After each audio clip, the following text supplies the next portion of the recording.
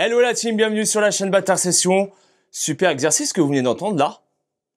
Pas facile. Niveau débutant plus, niveau intermédiaire et niveau pro. Je vais vous expliquer exactement ce que je viens de faire. Et comme d'hab, vous allez repartir en ayant vu cette vidéo pour travailler un exercice au top du top. Alors cet exercice, j'ai inventé qu'une petite partie. Le rythme initial, comme d'habitude, c'est quelque chose que je vous partage régulièrement. C'est des choses que j'ai prises sur Internet, c'est des choses que j'ai pris d'autres artistes et ce sont des choses que je viens modifier. En le travaillant, je me dis tiens, je le ferai bien comme ça. Ah ouais, mais tu vas en chier Cyril.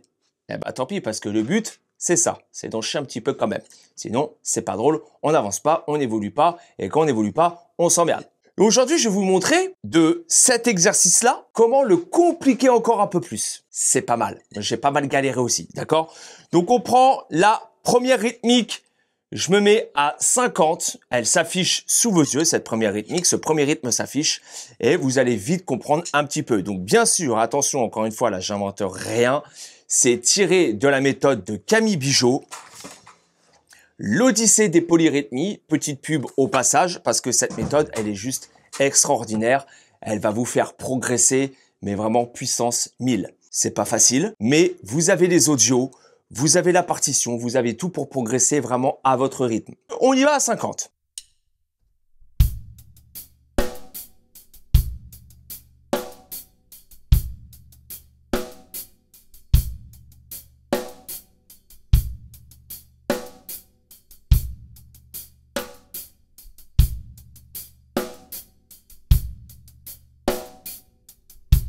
N'oubliez jamais, chaque exercice doit être décomposé. Vous avez ensuite le deuxième petit rythme qui est identique au niveau de la main gauche et de la main droite, mais là, on vient rajouter de la grosse caisse.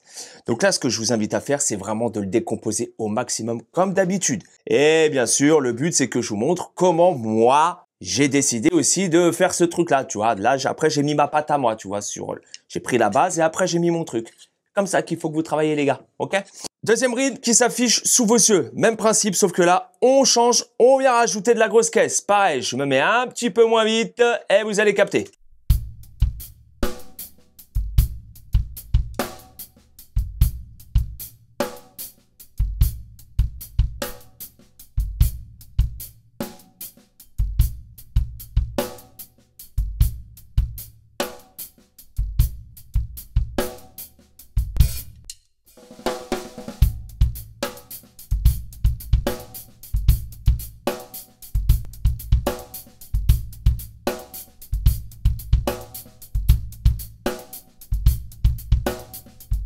Du coup, les amis, on en vient à la modification que j'ai fait.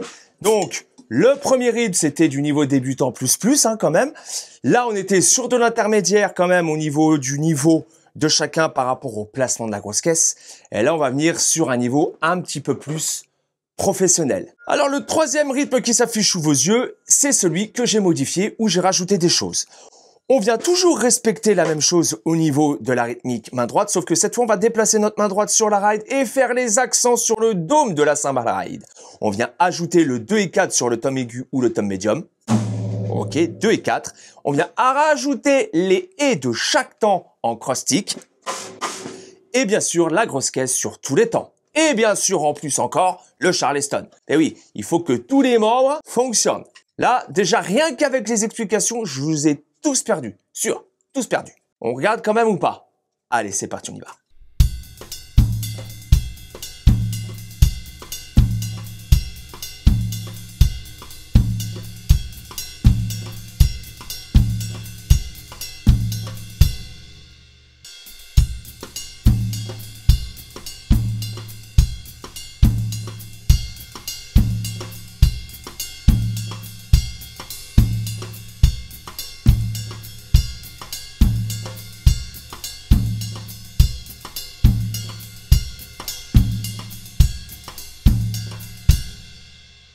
J'avoue, c'est chaud. J'ai encore un petit peu de taf moi aussi, mais honnêtement, je voulais rapidement vous faire découvrir ce truc-là parce que ça vous demande un travail d'indépendance assez important, assez conséquent. Comment vous devez procéder la team pour faire cet exercice? Il y a vraiment un cheminement bien précis à suivre pour pas que ça dure des semaines et des semaines. D'accord?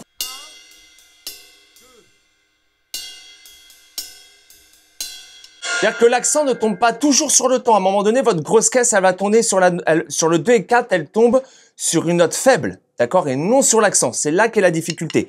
Je vous mets à 55 pour que vous compreniez bien, 50 même. Regardez bien la main droite et où tombe ma grosse caisse.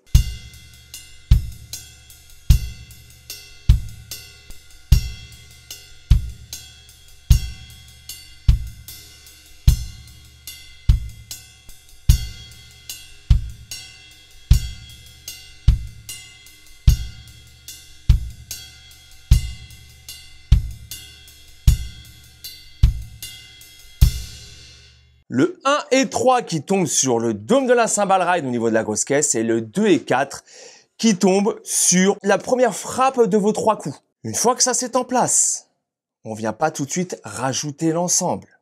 On vient déjà essayer de venir ajouter le cross-stick sur les et, ok? Petit à petit, cross-stick sur les et vous allez voir tout ça, ça va vous demander un effort considérable. Moi, ce que je vous invite à faire, c'est d'abord travailler bien sûr votre main, que les temps tombent sur les temps, etc., que vous soyez à l'aise avec le débit au niveau de la main.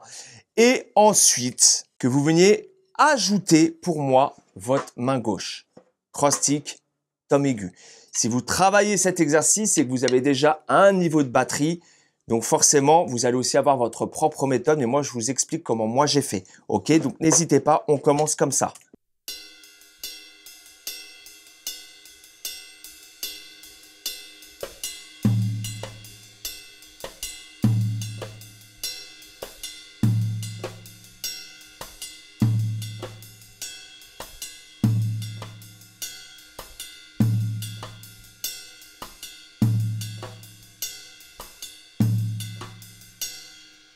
L'idée vraiment, c'est que cette main-là,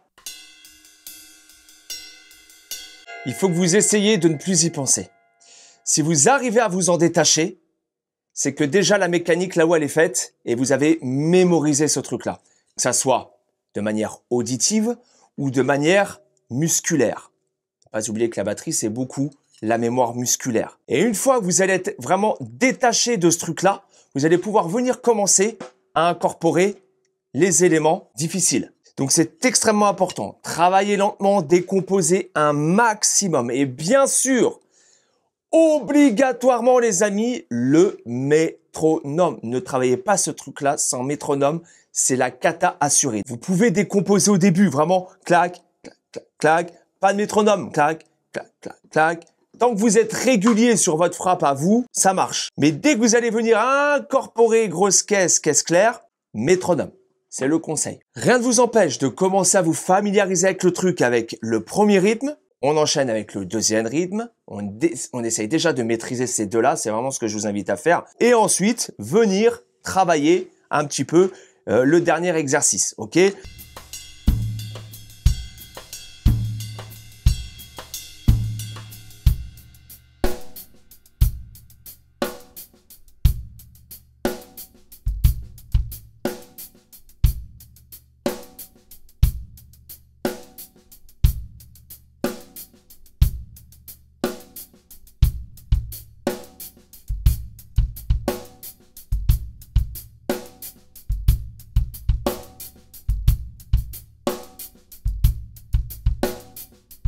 Je voulais vraiment vous présenter ce truc-là parce que je trouve que c'est vraiment un super exercice et moi, ça m'a apporté beaucoup de savoir le faire.